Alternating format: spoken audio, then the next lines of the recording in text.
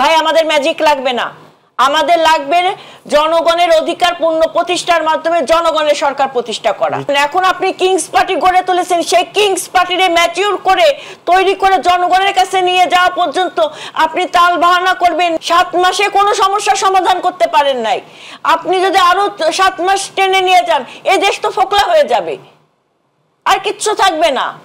তখন না থাকবে আইন শৃঙ্খলার হাতে নিয়ন্ত্রণ, না থাকবে প্রধান উপদেষ্টার হাতে নিয়ন্ত্রণ, না থাকবে বিচার বিভাগের হাতে নিয়ন্ত্রণ, কোনো কিছুই থাকবে না। আপনাকে এই সকল ষড়যন্ত্রকে মোকাবেলা করে আপনাকে নির্বাচনের রোড ম্যাপটা ডিক্লেয়ার করতে হবে, ডেটটা ডিক্লেয়ার করবেন। যখন আপনি একটা ডেট ডিক্লেয়ার করবেন তখন সাধারণ জনগণের মধ্যে একটা স্বস্তি আসবে। আপনার প্রশাসনের যারা দায়িত্বে আছে তারাও বুঝবে যে না আগামী দিনে জনগণের সরকার প্রতিষ্ঠা হতে যাচ্ছে। জনগণের সরকার যখন প্রতিষ্ঠিত হবে আমাদের সততা দিয়ে কাজ করতে হবে, যাতে ওই সরকারের কাছে আমরা যেন কোনো কালিমা লিপ্ত না হই, কিংবা এই যে ঘটনাগুলো ঘটছে এর পুনরাবৃত্তি যেন কোনো না হয়।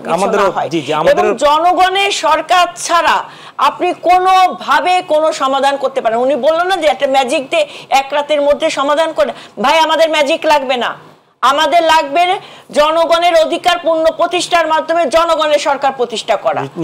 তার জন্য কালক্ষেপণ করা যাবে না। এখন আপনি কিংস পার্টি গড়ে তুলেছেন, সেই কিংস পার্টিরে ম্যাচিউর করে তৈরি করে জনগণের কাছে নিয়ে যাওয়া পর্যন্ত আপনি তাল বাহানা করবেন, নির্বাচনের ডেট ডিক্লেয়ার করবেন না, সংস্কারের নামে সংস্কার পূর্ণ হলে এটা দেব, না হলে আর একটু পরে দেব, এই কথা এখন বাংলাদেশের জনগণ বিশ্বাস করে না।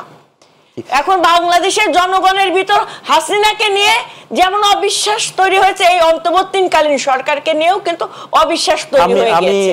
তো সেই জায়গা থেকে সরকারকে এখন জনগণের পক্ষে দাঁড়িয়ে, জনগণের কাতারে দাঁড়িয়ে জনগণের অধিকার প্রতিষ্ঠা করার জন্য জনগণের আওয়াজ তুলতে হবে এবং নির্বাচনের ডেট ডিক্লেয়ার করতে হবে। না হলে আগামীর বাংলাদেশ বেগ পেতে হবে, অনেক পিছিয়ে যাবে। সেই জায়গা থেকে দেশটাকে রক্ষা করতে হবে।